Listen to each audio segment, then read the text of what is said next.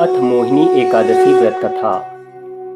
एक बार धर्मराज युधिष्ठिर ने भगवान श्री कृष्ण से पूछा, हे कृष्ण, वैशाख मास की शुक्ल पक्ष की एकादशी का क्या नाम है तथा उसकी कथा क्या है?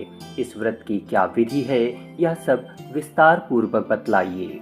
श्री कृष्ण कहने लगे, हे धर्मराज, मैं आपसे एक कथा कहता हूँ जिसे महर्षि वशिष्ठ ने श्री रामचंद्र जी से कही थी। एक समय श्री राम जी ने कहा, हे गुरुदेव, कोई ऐसा व्रत बताइए जिससे समस्त पाप और दुख का नाश हो जाए। मैंने सीता जी के वियोग में बहुत दुख भोगे हैं। महर्षि वशिष्ठ बोले, हे राम, आपने बहुत सुंदर प्रश्न किया है। आपकी बुद्धि अत्यंत शुद्ध तथा पवित्र है। यद्यपि आपका नाम स्मरण करने से मनुष्य पवित्र और शुद्ध हो जाता है, तो भी लोकहित में यह प्रश्न बहुत ही अच्छा है। वैशाख मास में जो एकादशी आती है उसका नाम मोहिनी एकादशी है। इसका व्रत करने से मनुष्य सब पापों तथा दुखों से छूटकर मोह जाल से मुक्त हो जाता है। मैं इसकी कथा कहता हूँ, ध्यान पूर्वक सुनो। सरस्वती नदी के तट पर भद्रावती नाम की एक नगरी में घुतिमान नामक चंद्रवंशी राजा राज करता था। वहाँ धन धान से संपन्न व पुण्यवान धनपाल नामक वैश्य भी रहता था। वह अत्यंत धर्मालु और विष्णु भक्त था। उसने नगर में अनेक भोजनालय, प्याऊ, कुएं, सरोवर, धर्मशाला आदि बनवाए थे। सड़कों पर आम, जामुन, नीम आदि के अनेक वृक्ष भी लगवाए थे। उसके 5 पुत्र थे, सुमना, सद्बुद्धि, मेधावी, सुकीर्ति और धृष्ट बुद्धि। इनमें से 5वां पुत्र धृष्ट बुद्धि महापापी था। वह पितृ आदि को नहीं मानता था। वह वेश्यावृत्ति और दुराचारी मनुष्यों की संगति में रहकर जुआ खेलता और पर स्त्री के साथ भोग विलास करता तथा मद मांस का सेवन करता था। इसी प्रकार अनेक कुकर्मों में वह पिता के धन को नष्ट करता रहता था। इन्हीं कारणों से त्रस्त होकर पिता ने उसे घर से निकाल दिया। घर से बाहर निकलने के बाद वह अपने गहने कपड़े बेचकर अपना निर्वाह करने लगा।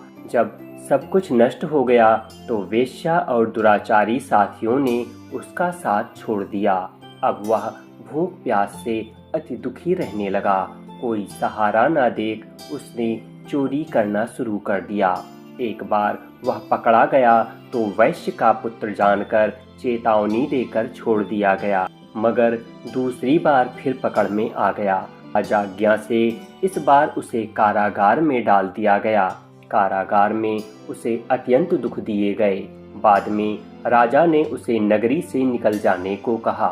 वह नगरी से निकल वन में चला गया। वहाँ वन्य पशु पक्षियों को मारकर खाने लगा।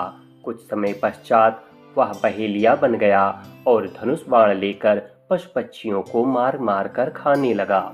एक दिन भूख प्यास से व्यथित होकर वह खाने की तलाश में घूमता हुआ कौंडिन्य ऋषि के आश्रम में पहुंच गया।